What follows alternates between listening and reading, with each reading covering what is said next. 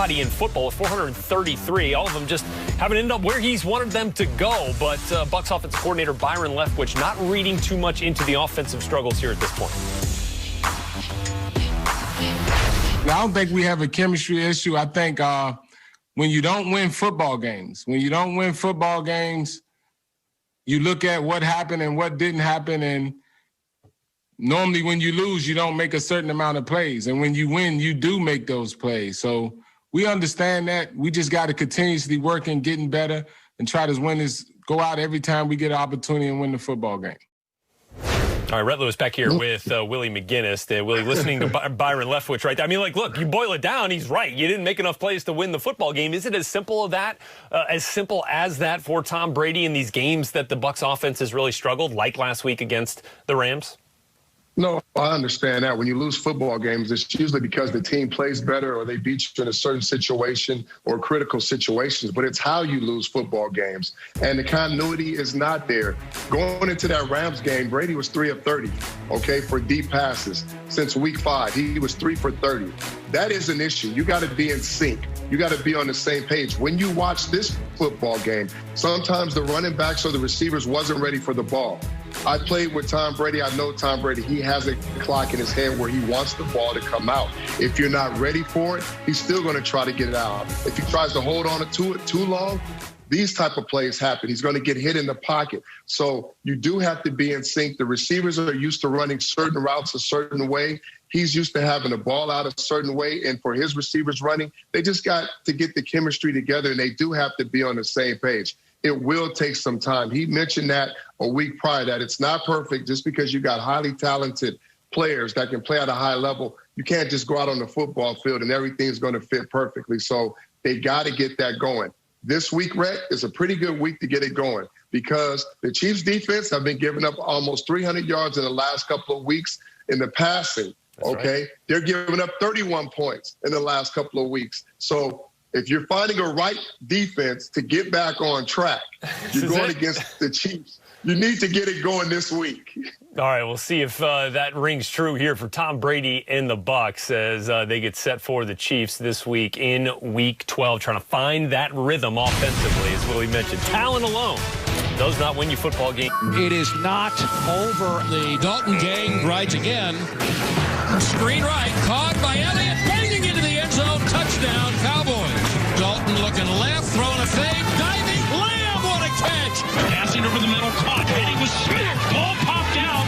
And a holler, broke free, foot race. The Cowboys ran it down their throat. Dalton looking in the middle of the end zone to Schultz, touchdown! Dalton to Dalton Schultz, and the Cowboys are back on top.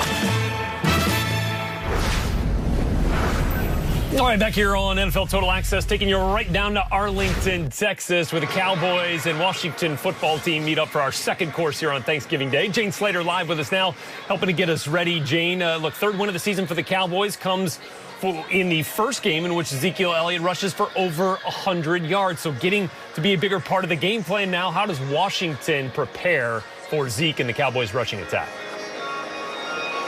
Well, let's just first start off by saying, Rhett, that we are talking about a playoff race between two teams that have just 3 wins each. But, you know, as Ron Rivera himself, who said even he's surprised. He knows this division well. He coached with Andy Reid with the Eagles and says historically they're better. But what he sees in front of him is an opportunity. And to your point, running back Ezekiel Elliott, well, he said essentially the same thing this week. Everything that they want is right in front of them as this division lays out. Yes, he's just coming off his first 100-yard rushing game of the season, and this is an area that the Cowboys can take advantage of. Yes, this Washington football team has a stout defense, but when they give up 100 yards or more rushing, they are 0-7 this season, Rhett. And the Cowboys, of course, playing today with heavy hearts as tragedy striking that franchise and the NFL community when strength and conditioning coach Marcus Paul passed away after a medical emergency at the Star in Frisco, Texas this week. Jane, I think we've seen the outpouring of support from around the NFL, of course, not just within the Cowboys organization, as Marcus Paul has impacted so many. What have you heard from the Washington side of things about this tragedy here for Marcus Paul and the Cowboys? tragic and unexpected are the words that I've been hearing this week from a lot of people that I've talked to. As you said, he's had an impact on so many around the league, but specifically here with the Cowboys players, here it was Dak Prescott taking to social media saying, quote, "Thank you for everything, Coach. I'll never understand this one, but you taught me so much and provided so many laughs. I'm forever thankful and will never forget."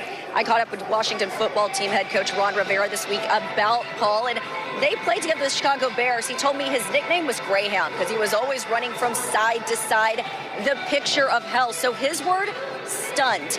He said his last interaction with them was when these two teams played earlier this season, and Paul made a point to come over to him and wish him the best of luck during his own cancer treatments. As you can imagine, this one is going to be a hard one. In fact, the Cowboys gathered on the field before they went to the locker room, and it was Sean Lee in the middle of it that said, "Take everything you've got and do this for him." They are today going to honor him. They're going to be wearing decals on their helmets. There'll also be a moment of silence and a tribute to Marcus Paul, 54 years old, Rhett. Oh, man. It's a tough one today for the Cowboys as they have to play with this on their minds. Thanks very much, Jane Slater, live for us today on NFL Total Access ahead of the Cowboys and Washington matchup.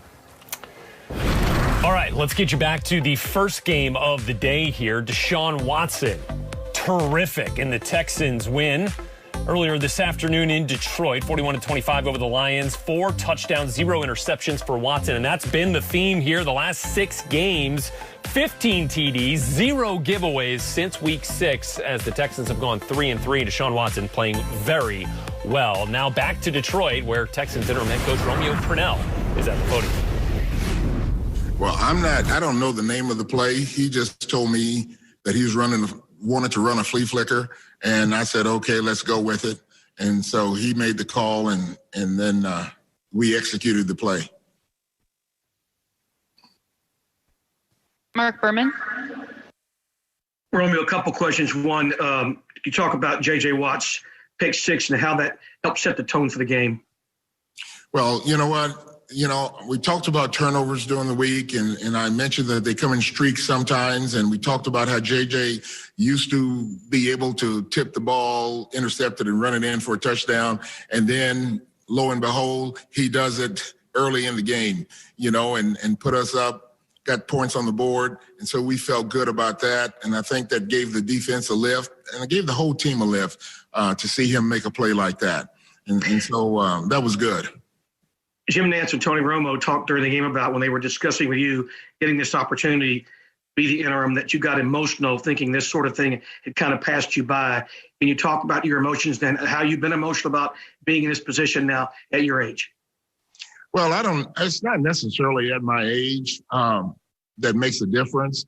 The opportunity came along and I decided to take the job. And I did it for the players in that locker room because I've been with most of them for 6 years. And I know sometimes with the coaching change, what can happen to a team. So I didn't want that to happen to this team. And so the guys respect me. They work.